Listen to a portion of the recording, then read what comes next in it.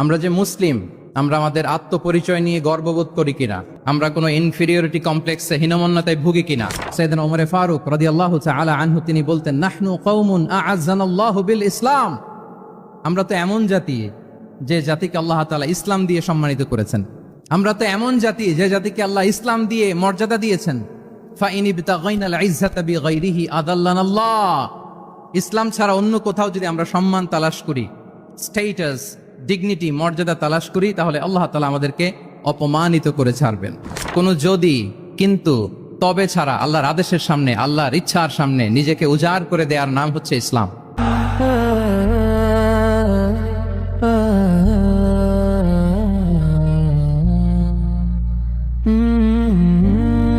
আসসালামু আলাইকুম ওয়া রাহমাতুল্লাহি ওয়া বারাকাতুহু। নর্থ সাউথ ইউনিভার্সিটি কর্তৃক আয়োজিত আজকের এই কোরআন কনফারেন্স এবং সিরা এক্সিবিশন 2025-এ আপনারা যারা উপস্থিত হয়েছেন, আপনাদের সবাইকে জানাচ্ছি আন্তরিক শুভেচ্ছা এবং মোবারকবাদ। যে টপিকটা আমি অ্যাড্রেস করার চেষ্টা করব সেটা হচ্ছে being proud of our Muslim identity. আমরা যে মুসলিম, আমরা আমাদের আত্মপরিচয় নিয়ে গর্ববোধ করি কিনা। আমরা যে মুসলিম, আমাদের কোর আইডেন্টিটি যে ইসলাম, এটা নিয়ে আমাদের মধ্যে কোনো সংশয় কাজ করে কিনা, আমরা কোনো ইনফিরিয়রিটি কমপ্লেক্সে হীনমন্যতায় ভুগি কিনা। এই বিষয়টা নিয়ে আজকে কথা বলবার চেষ্টা করবো ইনশাআল্লাহ বিইذনিল্লাহ। আমরা আল্লাহর দরবারে শুকরিয়া আদায় করছি যে আল্লাহ তাআলা আমাদেরকে ইসলাম দিয়ে ধন্য করেছেন। উই আর ব্লেসড উইথ ইসলাম, ঠিক কিনা বলেন? ইসলাম পেয়ে আমরা ধন্য, আলহামদুলিল্লাহ।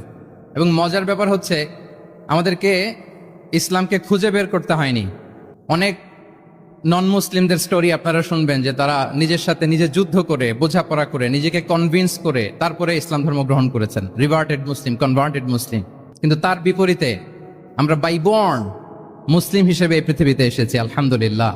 উই আর ব্লেসড উইথ ইসলাম।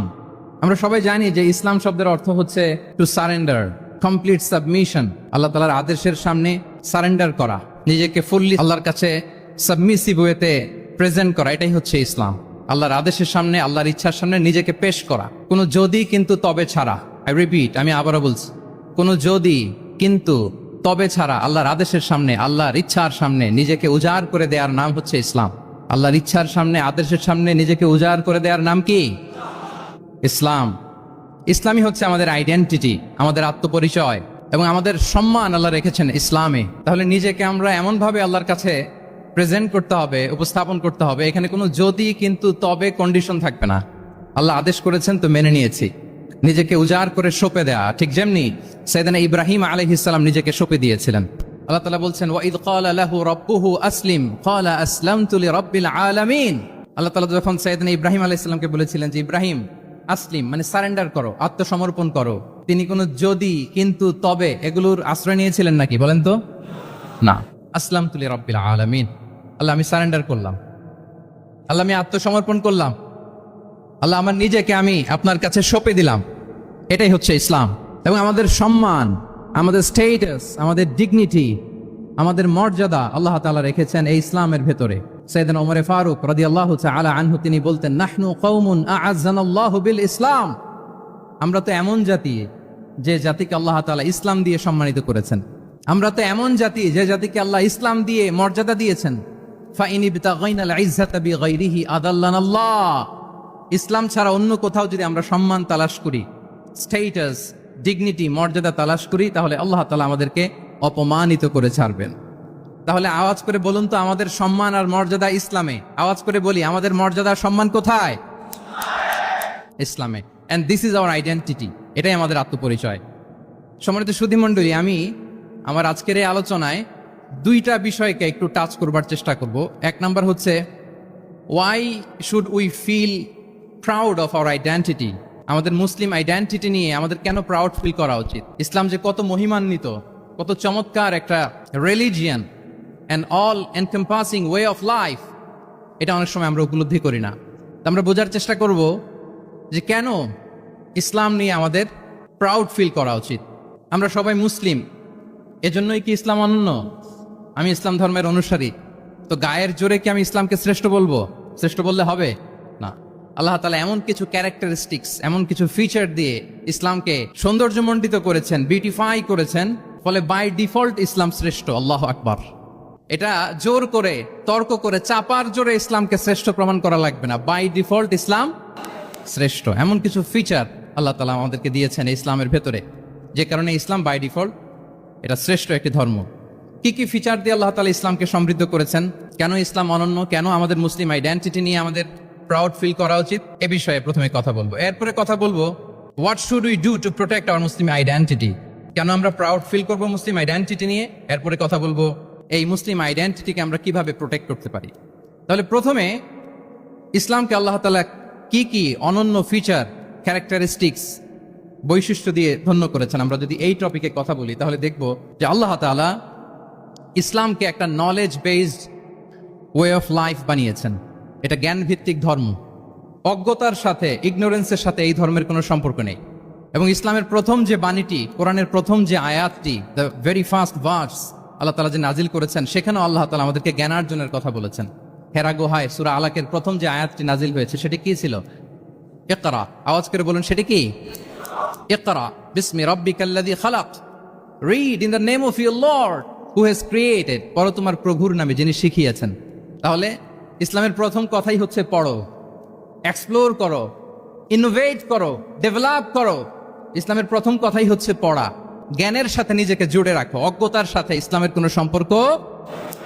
এবং জ্ঞানকে আল্লাহ রাসূল সাল্লাল্লাহু আলাইহি ওয়াসাল্লাম বিশ্বময় ছড়িয়ে দিতে বলেছেন। Knowledge has no boundaries. তিনি বলেছেন বাল্লিগু আন্নি ওয়ালাউ আয়া, একটি আয়াত হলেও আমার পক্ষ থেকে গোটা বিশ্বে ছড়িয়ে দাও।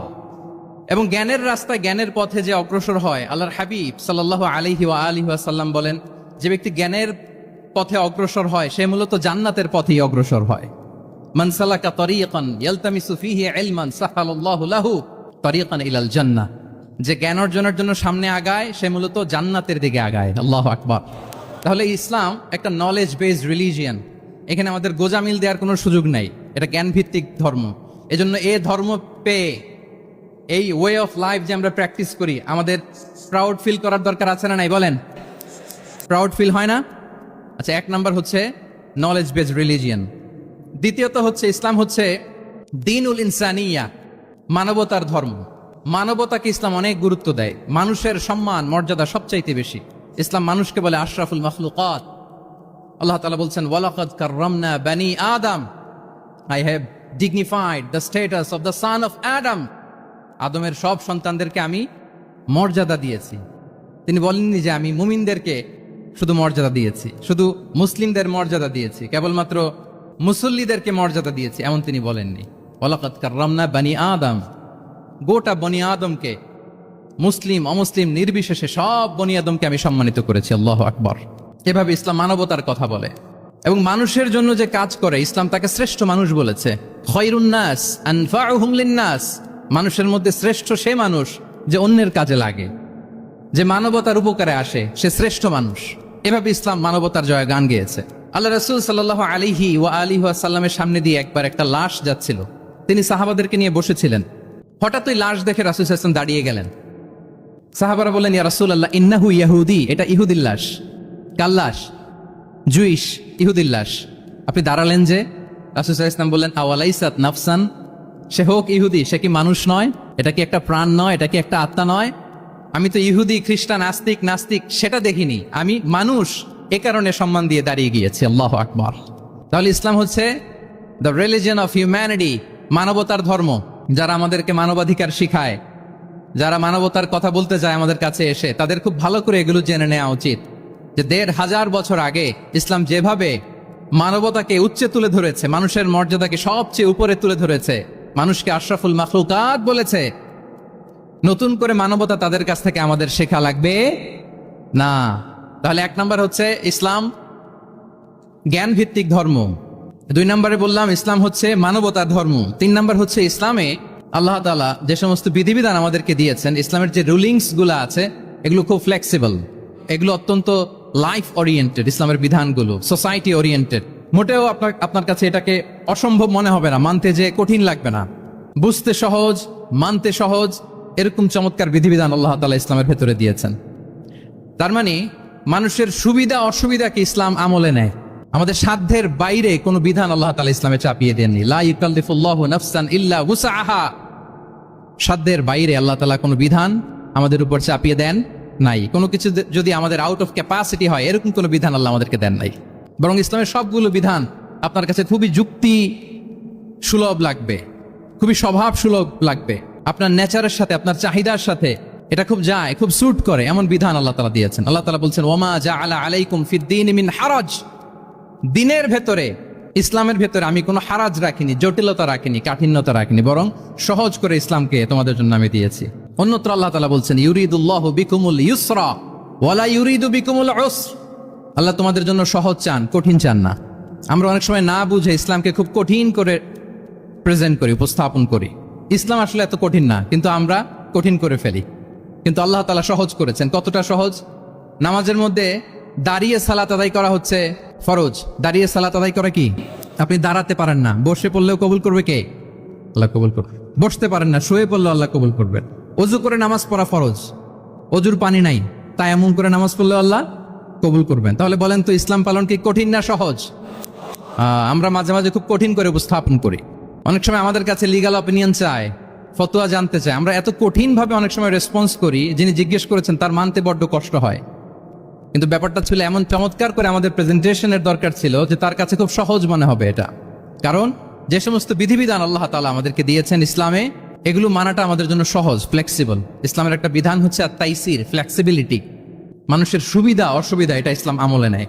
কতটা আমলে নেয়, ছোট্ট একটা উদাহরণ দিলে আমরা বুঝতে পারবো। রাসূল সাল্লাল্লাহু আলাইহি ওয়াসাল্লাম সাহাবাদেরকে নিয়ে একবার বসা, হঠাৎ করে এক সাহাবী এসে বললেন, ইয়া রাসূলুল্লাহ হালাকতু ইয়া রাসূলুল্লাহ, হে আল্লাহর রাসূল আমি তো শেষ। রাসূল সাল্লাল্লাহু আলাইহি ওয়াসাল্লাম বললেন, তুমি শেষ, তোমার আবার কি হলো? তো সাহাবী বলেন, ওয়াকাআতু আলা ইমরাআতি ফি রমাদান, আমি রমজান মাসে দিনের বেলায় আমার স্ত্রীর সাথে ফিজিক্যাল ইন্টিমেসিতে চলে গেছে, ভুল করে ফেলছি। আমরা জানি যে রমাদানে আমরা কিছু কাজ করতে পারি না। সিয়ামের সংজ্ঞাই হচ্ছে আসসাওমু হুয়াল ইমসাক আনিল আকলি ওয়া শুরবি ওয়াল জিমাই মিন তুলুইল ফাজরি ইলা গুরুবিশ শামসি মা'আন নিয়া, মানে রোজা হচ্ছে এটা এমন ইবাদত, সূর্যোদয় থেকে সূর্যাস্ত পর্যন্ত না খেয়ে থাকা, কোনো কিছু পান না করা, এবং দিনের বেলায় বিবাহিতরা তাদের স্ত্রীদের সাথেও ইন্টিমেসিতে যেতে পারবে না। এটা যদি কেউ মেনটেন করে, এটা হচ্ছে সিয়াম। তো এই সাহাবী বলে, ইয়া রাসূলুল্লাহ আমি তো শেষ, আমি তো দিনের বেলা ভুল করে ফেলছি, আমি তো আমার স্ত্রীর সাথে মেলামেশা করে ফেলছি, এখন কি করব? তো এটার আবার একটা বড় পেনাল্টি আছে। আপনারা যারা জানেন যে ইচ্ছাকৃত রোজা ভাঙলে কাজাও করতে হয়, কাফারাও দিতে হয়। কাজা মানে একটা রোজার জন্য একটা রোজা, আর কাফারা মানে হচ্ছে আরো 60টা রোজা রাখতে হবে। কয়েকটা জিনিস আছে, বেসিক্যালি 3টা। তো রাসূল সাল্লাল্লাহু আলাইহি ওয়াসাল্লাম তাকে বললো যে তোমার তো পেনাল্টি হয়েছে, তুমি তো বড় ভুল করে ফেলছো, তো তোমার কাছে কি এরকম কোনো দাস আছে যেটাকে তুমি আজাদ করে দিতে পারবা, মুক্ত করে দিতে পারবা, তাহলে পেনাল্টি আদায় হয়ে গেল। সে বলে, ইয়া রাসূলুল্লাহ না, আমার তো এত সক্ষমতা নাই, আমার কাছে তো কোনো দাস নাই। আচ্ছা দাস নাই, তো রাসূল সাল্লাল্লাহু আলাইহি ওয়াসাল্লাম বললেন, তাইলে তুমি টানা 2 মাস রোজা রাখতে হবে, তাইলেও পেনাল্টি হয়ে যাবে, আদায় হয়ে যাবে, পারবা? সে বলে, ইয়া রাসূলুল্লাহ 2 মাস রোজা রাখা তো এটা কঠিন হয়ে যায়, ইটস নট এ জোক, টানা 60 দিন কি করে রোজা রাখ? তো রাসূল সাল্লাল্লাহু আলাইহি ওয়াসাল্লাম বললেন, এটাও পারবে না, তাহলে 60 জন মিসকিনকে খাবার খাইয়ে দিতে হবে এজ এ পেনাল্টি। বড় অন্যায় করে ফেলছো, 60 জন মিসকিনকে খাবার খাওয়াবে, এটা পারবা? সে বলে, ইয়া রাসূলুল্লাহ এটাও পারবো না। তাহলে কয়টা অপশন দিয়েছিলেন রাসূল সাল্লাল্লাহু আলাইহি ওয়াসাল্লাম? আওয়াজ করে বলেন তো কয়টা? একটাও উনি পারবে না। দাসও আজাদ করতে পারবে না, 2 মাস রোজাও রাখতে পারবে না, 60 জনকে খাওয়াতেও পারবে না। তো রাসূল সাল্লাল্লাহু আলাইহি ওয়াসাল্লাম বললেন, কিছুই যখন পারবে না, কি আর করা, যাও একটু অপেক্ষা করো, দেখি কি করা যায় তোমাকে নিয়ে। তো রাসূল সাল্লাল্লাহু আলাইহি ওয়াসাল্লাম অন্যান্যদের প্রশ্নের উত্তর দিচ্ছিলেন, সময় যাচ্ছে, হঠাৎ করে রাসূল সাল্লাল্লাহু আলাইহি ওয়াসাল্লামের দরবারে এক ঝুড়ি সাদাকার খেজুর আসলো, এক ঝুড়ি। তো সাদাকার এক ঝুড়ি খেজুর দেখে রাসূল সাল্লাল্লাহু আলাইহি ওয়াসাল্লাম বললেন, ওই ব্যক্তিকে ডাকো যার কিছু নাই, কিছুই করতে পারবে না। ডেকে আনা হলো। রাসূল সাল্লাল্লাহু আলাইহি ওয়াসাল্লাম বললেন, যাও, তুমি তো কিছুই করতে পারবে না, এই এক ঝুড়ি চ্যারিটির খেজুর, সাদাকার খেজুর তুমি গরিবদের মাঝে বিতরণ করে দাও, তাসাদ্দাক বিহা, এটা বিতরণ করে দাও, তাইলে আশা করি আল্লাহ তোমাকে মাফ করবে। তো এই সাহাবী বলে, ইয়া রাসূলুল্লাহ আলা আফকারা মিন্না ইয়া রাসূলুল্লাহ, আমার চেয়েও গরিব কাউকে খুঁজে বের করে দান করতে হবে? রাসূল সাল্লাল্লাহু আলাইহি ওয়াসাল্লাম বললেন, হ্যাঁ, গরিবকেই তো দিতে হবে। তো উনি বললেন যে, রাসূলুল্লাহ পুরো মদিনার তল্লাটে আমার চাইতে গরিব কেউ আর নাই, আমি সব চাইতে গরিব। ফাদাহিকা রাসূলুল্লাহ হাত্তা বাদাত আনিয়াবু, একথা শুনে রাসূল সাল্লাল্লাহু আলাইহি ওয়াসাল্লাম হেসে দিলেন। এত হেসে দিলেন যে রাসূল সাল্লাল্লাহু আলাইহি ওয়াসাল্লাম এই পাশের চোয়ালের দাঁত দেখা গেল। এত বেশি হাসেন না উনি, নিজেকে ধরে রাখতে পারলেন না, হাসি আটকে রাখতে পারলেন না। ফাদাহিকা রাসূলুল্লাহ, হেসে দিলেন। হাত্তা বাদাত আনিয়াবু, ওনার দাঁতের এপাশ ওপাশ দেখা গেল। রাসূল সাল্লাল্লাহু আলাইহি ওয়াসাল্লাম বললেন, যাও, দাস মুক্তি করতে পারবে না, 2 মাস রোজাও রাখতে পারবে না, তারপরে 60 জনকে খাবারও খাওয়াতে পারবো না, এখন দিলাম চ্যারিটির এক ঝুড়ি খেজুর, এটা গরিবদের মধ্যে দান করে দাও। তুমি বলো যে তোমার চেয়ে গরিব আর কেউ নেই, তো কি করা যাও, তুমি তোমার ফ্যামিলি নিয়ে এটা খাও, তোমার ফ্যামিলির মেম্বার্স যারা আছে এদেরকে নিয়ে এটা কি করো, খাও। দেখেন আমাদের সুবিধা অসুবিধাকে ইসলাম কতটা বিবেচনায় নেয়। আসছিল পেনাল্টি দিতে, কথা বুঝতেছেন আমার? ওই সাহাবী রাসূল সাল্লাল্লাহু আলাইহি ওয়াসাল্লামের কাছে আসছিল কি দিতে, পেনাল্টি, এখন নিয়ে গেল কি, এক ঝুড়ি আল্লাহু আকবার পড়বেন না? দিস ইজ আওয়ার ইসলাম, যেটা নিয়ে আমাদের প্রাউড ফিল করা উচিত। কি বলেন? আমাদের যে ধর্ম জ্ঞানের কথা বলে, আমাদের যে ধর্ম মানবতার কথা বলে, আমাদের যে ধর্ম এমন বিধান দেয় যেটা মানতে পালন করতে আমাদের কষ্ট হয় না, বরং আমাদের সুবিধা অসুবিধা বিবেচনায় নেয়, সে ধর্ম নিয়ে, সে ইসলাম নিয়ে আমাদের প্রাউড ফিল করা উচিত কিনা বলেন? শুনি নাই আমি, ইয়েস অর নো? আচ্ছা, গেল ফ্লেক্সিবিলিটি। আচ্ছা, অন্যের অধিকারের ব্যাপারে সচেষ্ট থাকতে বলে ইসলাম। সুবহানাল্লাহ। আল মুসলিমু মান সালিমাল মুসলিমুনা মিন লিসানিহি ওয়া ইয়াদিহি। মুসলিম তো সে যার হাত থেকে, যার হাতের অনিষ্ট মুখের অনিষ্ট থেকে তার আশেপাশের ভাইয়েরা নিরাপদে থাকে, সে হচ্ছে মুসলিম। তার মানে আপনার হাত দিয়ে, আপনার কথা দিয়ে, আপনার কাজ দিয়ে আপনি আশেপাশের কাউকে যদি কষ্ট দেন, আপনি মুসলিম হতে পারবেন? আপনি আশেপাশের কাউকে কষ্ট দিতে পারবেন না। আপনার নেইবরকে যদি আপনি কষ্ট দেন, আপনি মুসলিম হতে পারবেন না। আপনি অন্যের প্রাইভেসিতে যদি ইন্টারফেয়ার করেন, কারো প্রাইভেসি যদি ভায়োলেট করেন, আপনি ভালো মুসলিম হতে পারবেন? কারো পার্সোনাল স্পেসে যদি আপনি নাক গলান, আপনি যদি ইন্টারফেয়ার করেন, তাহলে আপনি ভালো মুসলিম হতে পারবেন না। অন্যের অধিকারের ব্যাপারে ইসলাম আমাদেরকে সচেষ্ট থাকতে বলে। ইসলাম বলে ওয়ালা তাজাসসু, খবরদার, খবরদার, গোয়েন্দাগিরি করো না, কারো পার্সোনাল স্পেসে নাক ঢুকিও না। যেটা তোমার ইস্যু না, যেটা তোমার বিজনেস না, ওখানে তুমি কভু যাবে না। কিন্তু আমরা এগুলো ভায়োলেট করি, দেদারসে, কি বলেন, করি না? অন্যের কোনো বিষয়ে আমাদের আগ্রহ থাকে বেশি, এরকম এরকম থাকে না? এনএসইউতে আলহামদুলিল্লাহ এরকম কেউ নাই, আছে এরকম? কারো পার্সোনাল বিষয়ে আমাদের কোনো ইন্টারেস্ট আছে? আছে না নাই? হাফ হাফ হয়ে গেছে, দেখছেন? আচ্ছা, অন্যের পার্সোনাল বিষয় জানতে খুব মন চায় কার কার, দেখি হাত তুলে ফেলছে কয়েকজন। আল্লাহ হেদায়েত দেখ আমাদেরকে। আচ্ছা, অন্যের পার্সোনাল বিষয়ে নাক গলাই না, এরকম কারা কারা, দেখি। মাশাআল্লাহ, মাশাআল্লাহ, মাশাআল্লাহ। ঠিক আছে, হাত নামান। ঠিক আছে, এবার দুইবারের একবারও যারা হাত তোলেন নাই তারা হাত তোলেন। আপনারা কি করেন? আচ্ছা, তাহলে অন্যের পার্সোনাল ইস্যুতে আমরা আজকে থেকে নাক গলাবো, আমরা ভুল করে ফেলি। ইনশাল্লাহ আমরা এমনটা করব না। আমরা অনেক সময় খুঁচিয়ে খুঁচিয়ে তার পার্সোনাল বিষয় জানতে চাই। বিশেষ করে নিঃসন্তান দম্পতি পেলে আমি দেখেছি খুঁটিয়ে খুঁটিয়ে তাকে প্রশ্ন করে যে ভাই কি সমস্যা, বেবি নিচ্ছেন না কেন, কার সমস্যা, আপনার সমস্যা না ভাবির সমস্যা, আর বেটা তোর কি সমস্যা সেটা বল। একজন নিঃসন্তান দম্পতি কি পরীক্ষার মধ্য দিয়ে যায় আমাদের কোনো আইডিয়া আছে? তার এই পরীক্ষার মধ্যে যদি আমরা কাটা ঘায়ে নুনের ছিটা যদি দেই, তাহলে তার কেমন লাগবে বলেন তো? আছে তো সে পরীক্ষার মধ্যে। খুঁটিয়ে খুঁটিয়ে আমরা তাকে বিব্রত করার চেষ্টা করি। আল্লাহ আমাদেরকে হেফাজত করুন। এগুলো আমরা করব না ইনশাআল্লাহ, বলেন। তাহলে দেখেন, যে ইসলাম আমাদেরকে ইনস্ট্রাক্ট করে, খবরদার কারো পার্সোনাল স্পেসে নাক গলাবা না। হ্যাঁ, প্রত্যেকের একটা প্রাইভেট স্পেস আছে, কেউ এখানে ইন্টারফেয়ার করতে পারবে। ইসলাম আমাদেরকে অন্যের রাইটস এর ব্যাপারে সচেতন থাকতে বলে। ইসলাম আমাদেরকে কমিউনাল হারমোনির কথা বলে, সাম্প্রদায়িক সম্প্রীতি। আমরা মুসলিম, এদেশে আমরা মুসলিম সংখ্যাগরিষ্ঠ, কিন্তু আমাদের হিন্দু ভাইয়েরা আছে, বৌদ্ধরা আছে, তাদের সাথে মিলেমিশে থাকার কথা বলে। এবং রাসূল সাল্লাল্লাহু আলাইহি ওয়াসাল্লাম তো মদিনাতে যে তাই করেছেন, মদিনা চার্টার করেছেন। জুইশরা ছিল, পেগানরা ছিল, মুসলিমরা ছিল, সবাইকে নিয়ে তিনি মদিনা চার্টার করেছেন। পরবর্তীতে তারা বিট্রে করার কারণে, ট্রেচারের কারণে এই মদিনা চার্টার ভঙ্গ হয়েছে, কিন্তু রাসূল সাল্লাল্লাহু আলাইহি ওয়াসাল্লামের পক্ষ থেকে কোনো না ছিল না।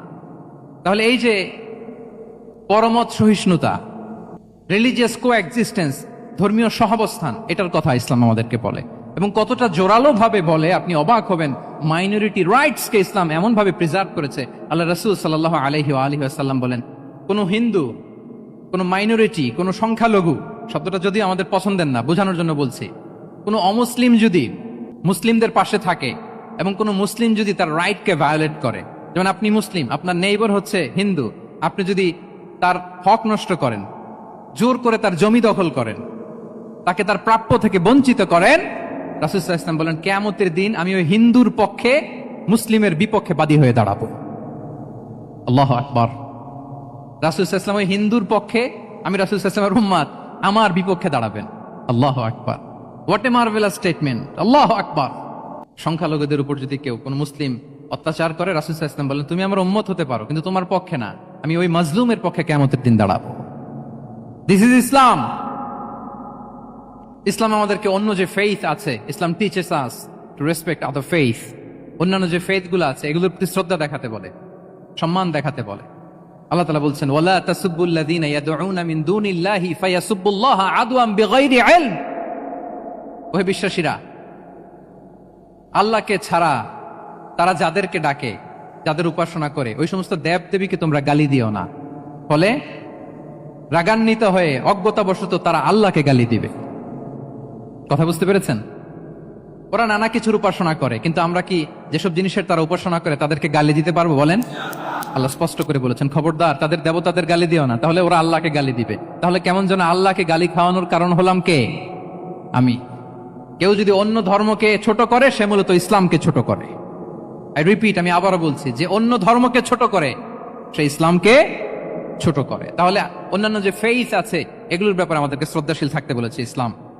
সর্বশেষ, ব্যালেন্সড অ্যাপ্রোচের কথা ইসলাম আমাদেরকে বলেছে। আমরা যেন ভারসাম্যপূর্ণ জীবন আচরণে বিশ্বাসী হই, আমাদের কথায়, আমাদের কাজে, আমাদের বিশ্বাসে, আমাদের আচরণে। দাওয়াতি কাজ করার ক্ষেত্রে, ইসলামকে বোঝার ক্ষেত্রে, ইসলামকে বোঝানোর ক্ষেত্রে আমাদেরকে ব্যালেন্সড অ্যাপ্রোচে বিশ্বাসী হতে হবে, ভারসাম্যপূর্ণ আচরণ করতে হবে, যেটাকে আরবিতে বলে আল ওয়াসাতিয়া। সম্মানিত সুধী মণ্ডলী, ওয়াকাযালিকা জাআলনাকুম উম্মাতান ওয়াসাতা লিতাকুনু শুহাদা আলান নাস ওয়া ইয়াকুনা রাসূলু আলাইকুম শাহীদা। আমরা হচ্ছি মধ্যমপন্থী জাতি। ইসলাম আমাদেরকে বাড়াবাড়িও শেখায় না, ছাড়াছাড়িও শেখায় না, বরং মাঝামাঝি থাকতে বলে। আলহামদুলিল্লাহ বলেন। আমরা শিথিলপন্থীও নই, আমরা কট্টরপন্থীও নই, বরং আমরা মধ্যমপন্থী।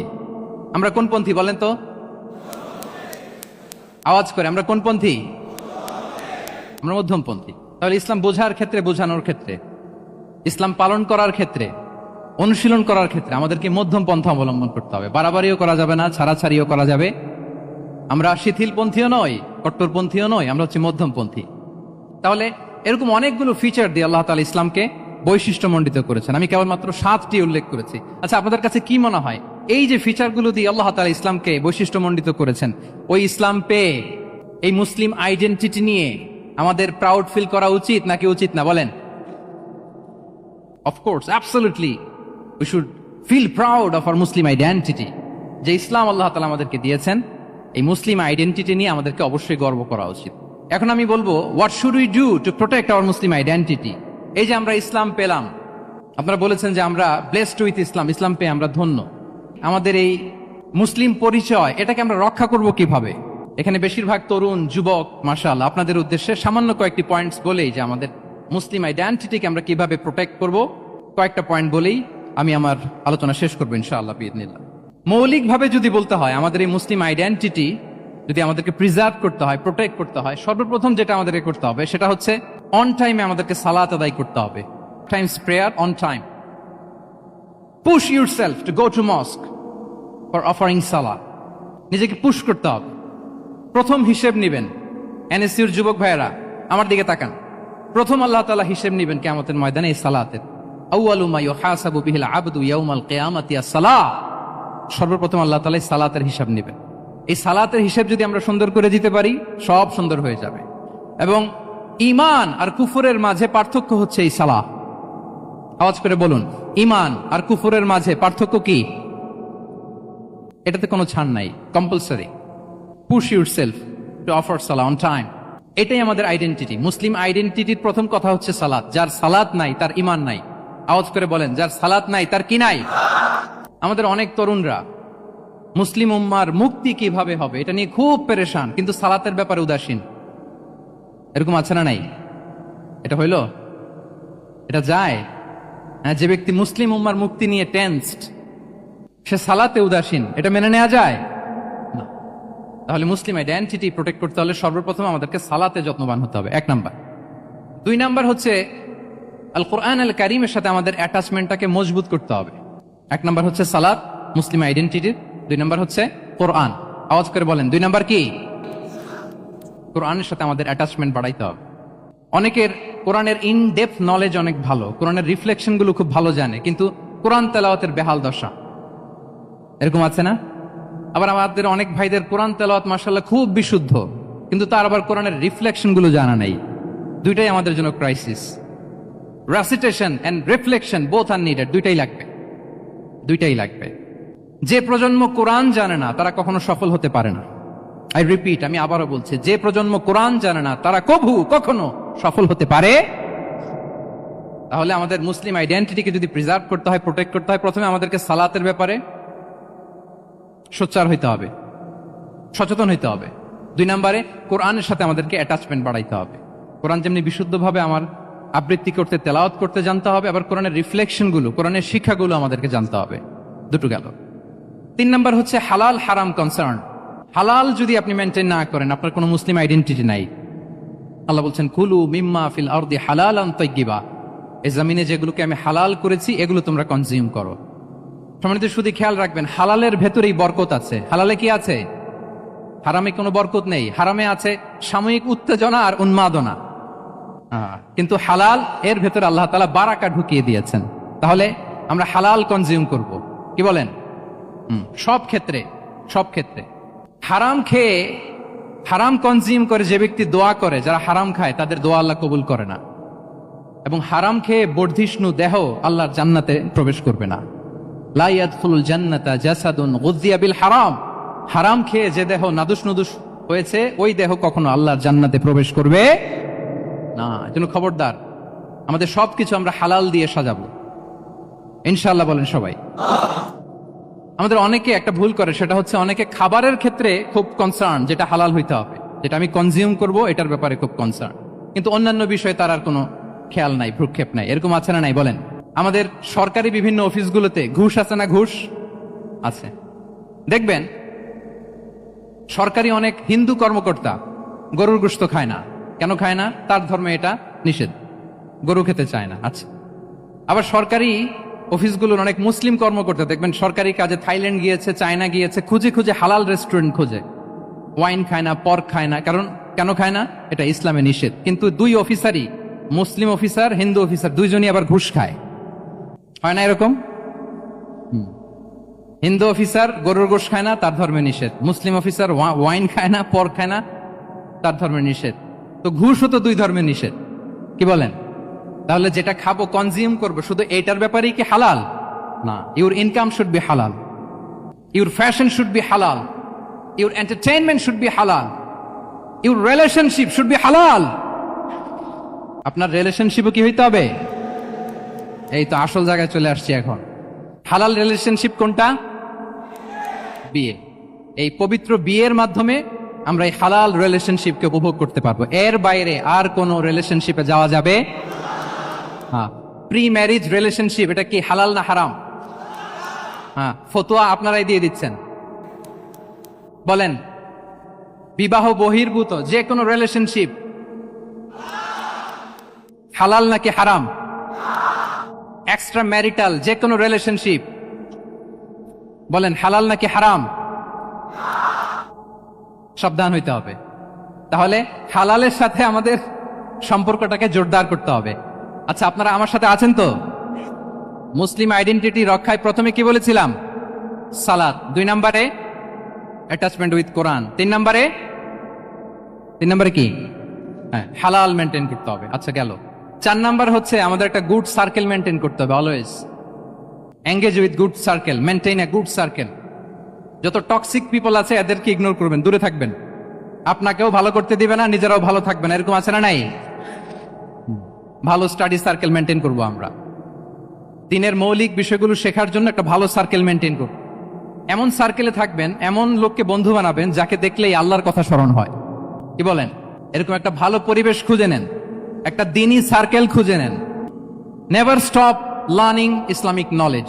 যারা এই যে নলেজ শেয়ারিং সেশন করে, ইসলামিক হালাকা করে, কোরআনিক স্টাডি সার্কেল করে, এই সার্কেলগুলোর সাথে আমরা থাকবো ইনশাআল্লাহ। কি বলেন? সবাই থাকবেন তো? তা না হলে মুসলিম আইডেন্টিটি আমরা প্রোটেক্ট করতে পারবো। আচ্ছা, 5 নম্বরে হচ্ছে এঙ্গেজ উইথ গুড ওয়ার্ক।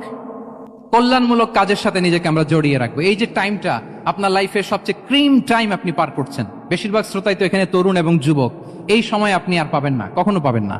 এই টাইমটাকে যেন আমরা কাজে লাগাই। এমন সময় আপনারা পার করছেন, আপনারা চাইলে বাতাসের গতিকে আপনারা পাল্টে দিতে পারেন, সাগরের স্রোতকে উল্টে দিতে পারেন, আপনারা চাইলে ইতিহাস গড়তে পারেন। এই যে 24-এর এই যে আপরাইজিং হলো, কারা করেছে এটা? হ্যাঁ, প্রবীণরা না নবীনরা? বলেন তো। এই যে আবু সাইদ বুক টান টান করে যে দাঁড়িয়েছে, সে কি বুড়া মানুষ ছিল না যুবক ছিল আপনাদের মতো? আল্লাহ রাসূল সাল্লাল্লাহু আলাইহি ওয়া আলিহি ওয়াসাল্লাম তিনি বলেন, ইগতানিম খামসান ক্বাবলা খামসিন, 5 জিনিস ফুরিয়ে যাওয়ার আগে 5 জিনিসকে গনিমত মনে করো, গুরুত্বপূর্ণ মনে করো। এর মধ্যে একটা হচ্ছে শাবাবাকা ক্বাবলা হারামিক, তোমার বার্ধক্য আসার আগে তোমার এই যৌবনকে, প্রৌঢ়ত্বের আগে এই যৌবনকে কাজে লাগাও। এবং কিয়ামতের দিন আল্লাহ তাআলা 7 শ্রেণীর ব্যক্তিকে তার সুশীতল আরশের নিচে ছায়া দিবেন, যেদিন আল্লাহর আরশের সুশীতল ঠান্ডা ছায়া ছাড়া আর কোনো ছায়ার ব্যবস্থা থাকবে না। ওই 7 শ্রেণীর ব্যক্তির মধ্যে এক ব্যক্তি হচ্ছে ওয়াশাবুন নাশাআ ফি ইবাদাতিল্লাহ, এমন যুবক যে আল্লাহর ইবাদতে তার যৌবনকে কাটিয়েছে। বলেন ওইরকম যুবক হতে আমরা চাই কি চাই না? তাহলে আমাদের এই যৌবনকে আমরা কাজে লাগাবো। 6 নম্বরে হচ্ছে কনসিস্টেন্সি, ধারাবাহিকতা, আরবিতে বলে আল মুদাওয়ামা। এই যে আজকে মাশায়েখরা এখানে কথা বলবেন, এত মোটিভেটেড হইছেন, কালকে থেকে মাশাআল্লাহ নামাজ, নফল রোজা, কোরআন তেলাওয়াত শুরু করছেন, কিন্তু 10 দিন পরে আবার শেষ, 1 সপ্তাহ পরে আবার আর নাই মোটিভেশন। এরকম হয় কি হয় না? আমরা কি শুধু 7 দিনের জন্য মোটিভেশন নেব আজকের কনফারেন্স থেকে, নাকি আজীবনের জন্য নেব? আজীবনের জন্য নেব। ধারাবাহিকভাবে রেগুলার আমরা কিছু নফল ইবাদত করব, রেগুলার আমরা আধা পৃষ্ঠা হলেও আল্লাহর কিতাব কোরআন তেলাওয়াত করব, প্রতিদিন 2টি আয়াত হলেও আমরা অর্থ পড়ব, একটি হলেও আল্লাহ রাসূল সাল্লাল্লাহু আলাইহি ওয়াসাল্লামের হাদিস আমরা পড়ব। তাহলে ধারাবাহিক আমল আল্লাহর কাছে খুব প্রিয়। আহাব্বুল আ'মালি ইলাল্লাহি আদওয়ামুহা ওয়া ইন কাল্লা, রাসূল সাল্লাল্লাহু আলাইহি ওয়াসাল্লাম বলেন আল্লাহর কাছে সবচাইতে প্রিয় আমল ওইটা যেটা আমার বান্দা নিয়মিত করে, ধারাবাহিকভাবে করে, যদিও পরিমাণে ওইটা অল্প, যদিও পরিমাণে সেটা কি অল্প। তাহলে এই মোটিভেশনকে আমরা কন্টিনিউ করব ইনশাআল্লাহ। বলেন সবাই। সব শেষে খুবই গুরুত্বপূর্ণ হাম্বলনেস, বিনয় থাকতে হবে আমাদের, ডাউন টু আর্থ হইতে হবে। আমাদের মুসলিম আইডেন্টিটির সাথে অ্যারোগেন্সের কোনো সম্পর্ক নাই। ওমা তাওয়াদা আহাদুন লিল্লাহি ইল্লা রাফাআহুল্লাহ, রাসূল সাল্লাল্লাহু আলাইহি ওয়াসাল্লাম বলেন যে আল্লাহর জন্য বিনয়ী হয়, নিচু হয়, আল্লাহ তাকে সম্মানিত করেন। বলেন আমরা সম্মানিত হতে চাই কি চাই না? রাসূল সাল্লাল্লাহু আলাইহি ওয়াসাল্লাম দোয়া করতেন, আল্লাহুম্মা জাআলনি সাবুরা ওয়া জাআলনি শাকুরা ওয়া জাআলনি ফি আইনি সাগীরা ওয়া ফি আয়ুনিন নাসি কাবীরা। হে আল্লাহ আপনি আমাকে শুকরগুজার বান্দা বানান, হে আল্লাহ আপনি আমাকে ধৈর্যশীল বান্দা বানান, হে আল্লাহ আপনি আমাকে আমার নিজের চোখে আমাকে ছোট বানান, মানুষের চোখে আপনি আমাকে বড় বানান। রাসূল সাল্লাল্লাহু আলাইহি ওয়াসাল্লাম নিজ চোখে ছোট থাকতে চেয়েছেন, ফলে গোটা বিশ্বের চোখে রাসূল সাল্লাল্লাহু আলাইহি ওয়াসাল্লামকে বড় মহামানব বানিয়েছেন কে? এখন আপনি নিজের চোখেই যদি বলেন যে আমি অনেক বড়, তাহলে হবে না। এই হাম্বলনেসটা আমাদের থাকতে হবে। সম্মানিত ভাইয়েরা, আমাদের অনেক তরুণদেরকে আমি দেখি যে নতুন দিনে ফিরেছে, নতুন তার মধ্যে উপলব্ধি আসছে, রিয়েলাইজেশন আসছে যে আগে রং ট্র্যাকে ছিলাম, এখন রাইট ট্র্যাকে আসতে চাই, ইসলামকে অনুশীলন করতে চাই। আলহামদুলিল্লাহ, খুব ভালো। তো তার যখন রিয়েলাইজেশন আসছে, সে কিছু পড়াশোনা শুরু করে দেয়, কিছু পড়াশোনা করে, কিছু স্কলারসদের লেকচার শুনে। তো অনেক তরুণের মধ্যে এই সমস্যাটা একটা কমন ফেনোমেনা, যে একটু পড়াশোনা করে, একটু কিছু স্কলারসদের লেকচার শুনে ও মনে করে যে আমি সব জেনে গেছি।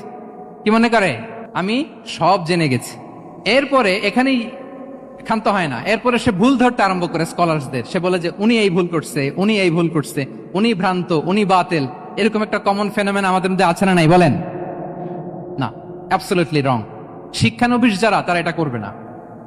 কিছুই শিখেননি আপনি, কিছুই জানেননি, এখনো অনেক দূর যেতে হবে আপনাকে। কোনো বিষয়ে কমেন্টস করতে গেলে, কোনো ইস্যু নিয়ে আপনাকে মন্তব্য করতে গেলে আপনাকে অগাধ পাণ্ডিত্য অর্জন করতে হবে, তারপরে আপনি সে বিষয়ে কথা বলতে পারবেন। তাহলে এই জাতীয় অ্যাটিটিউড যেন কখনো, এগুলো শয়তান করে, এই অ্যাটিটিউড যদি আমার মধ্যে ঢুকে, আপনি হয়তো ইসলাম থেকেও দূরে সরে যাবেন। আল্লাহ এই ধরনের অ্যাটিটিউড থেকে আমাদেরকে হেফাজত করুক, আমরা পড়ি আমিন। তাহলে সম্মানিত সুধী, being proud of our Muslim identity, এই টপিক নিয়ে আমি 2টা বিষয়ে কথা বলেছি, যে আমরা কিভাবে আমাদের এই মুসলিম আইডেন্টিটিকে প্রিজার্ভ করবো, প্রোটেক্ট করব, আর কেন আমাদের এই মুসলিম আইডেন্টিটি নিয়ে গর্ববোধ করা উচিত। সম্মানিত সুধী মণ্ডলী, ইসলাম হচ্ছে আমাদের কোর আইডেন্টিটি, এবং ওমরে ফারুক রাদিয়াল্লাহু তাআলা আনহু বলেছেন, এখানে ইসলামই আমার সম্মান, ইসলামেই আমার ইজ্জত। ইসলামের বাইরে যেয়ে যদি আমরা ইজ্জত খুঁজতে চাই, আমাদেরকে আল্লাহ তাআলা অপমানিত করবেন। তাহলে আমরা বোল্ডলি যেন এটা বলি যে আমি মুসলিম। আল্লাহ তাআলা বলছেন, ওমান আহসানু কাওলাম মিম্মান দাআ ইলাল্লাহি ওয়া আমিলা সালিহাও ওয়া ক্বালা ইন্নানি মিনাল মুসলিমিন। তার চেয়ে শ্রেষ্ঠ কথা আর কার হতে পারে যে মানুষকে আল্লাহর দিকে ডাকে, নিজে সৎকর্ম করে আর বলে ইন্নানি মিনাল মুসলিমিন, নিশ্চয় আমি মুসলমান। নিশ্চয় আমি কি? বোল্ডলি প্রাউড ফিল করে আমরা বলতে পারবো না যে আমি মুসলিম? পারবো? হ্যাঁ, নাকি সংশয় কাজ করে? করে? বলেন, আমরা আমাদের মুসলিম আইডেন্টিটিকে ওন করতে চাই কি চাই না? সবাই চাই। আমাদের আসল পরিচয় কি বলেন? মুসলিম। এরকম মুষ্টিবদ্ধ হাত উঁচু করে বলেন, আমাদের পরিচয় কি? আমি প্রশ্ন করলে উত্তর দিতে পারবেন? আওয়াজ করে বলেন, আমি কে? তুমি কে? NSU make a noise. আমি কে? তুমি কে? আমি কে? তুমি কে? ওয়াকালা ইন্নানি মিনাল মুসলিমিন। তার চেয়ে শ্রেষ্ঠ ঘোষণা, শ্রেষ্ঠ কথার কার হতে পারে যে বলে যে আমি মুসলিম? এটাই আমাদের আসল পরিচয়। আমরা যেন হৃদয় থেকে আমাদের এই মুসলিম আইডেন্টিটিকে ওন করতে পারি। আল্লাহ তাআলা আমাদেরকে তৌফিক দান করুক। আমরা বলি আমিন। সম্মানিত সুধীমণ্ডলী, ইসলাম হচ্ছে সময়ের অপরিহার্য বাস্তবতা। ইসলাম আমাদেরকে সঠিক জীবন দর্শন শেখায়। আপনি জীবনে সুখী হতে চান, সমৃদ্ধ হতে চান, সফল হতে চান, জীবনের প্রতিটি অঙ্গনে আপনি ইসলামকে প্র্যাকটিস করুন, আপনি সুখী হবেন for sure, I am telling you. কারণ ইসলামের ছায়াতলেই রয়েছে আমার, আপনার, আমাদের সকলের আলোক স্নাত মুক্তি। আল্লাহ তাআলা আমাদের সবাইকে কথাগুলো বোঝার ও আমল করার তৌফিক দান করুক। আমি আবারও এনএসইউ কর্তৃপক্ষকে অন্তরের অন্তঃস্থল থেকে এরকম চমৎকার একটি কোরআনিক কনফারেন্স এবং সিরা এক্সিবিশনের আয়োজনের জন্য ধন্যবাদ জানাই। যারা দীর্ঘ সময় জুড়ে আমার লেকচারটি শুনলেন, আপনাদের সবাইকে আবারও শুভেচ্ছা এবং মোবারকবাদ জানিয়ে এখানেই শেষ করছি। হাদা মা ইনদি ওয়াল ইলমু ইনদাল্লাহি আলাইহি তাওয়াক্কালতু ওয়া ইলাইহি উনীব। ওয়াসসালামু আলাইকুম ওয়া রাহমাতুল্লাহি তাআলা ওয়া বারাকাতুহু।